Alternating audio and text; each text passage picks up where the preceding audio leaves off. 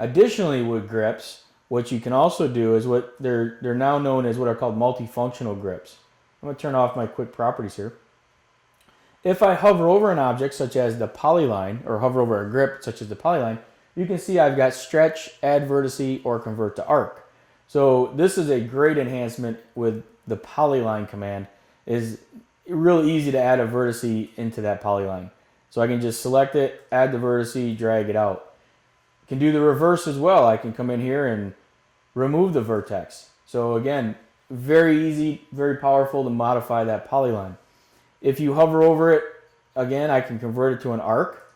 So now I can change that to an arc. So very quickly, you'll notice that just by using the grips, I'm able to manipulate and modify my object. I don't have to use any of the commands that are up above. I can use it right by selecting the grips. Other ones, if I hover over that, you can see that, again, stretching and adding the vertice. If I pick the line, or I'm sorry, the circle, you can see not all of them are multifunctional. Okay, so depending on the object that you select, will determine whether the grip is a multifunctional grip or not.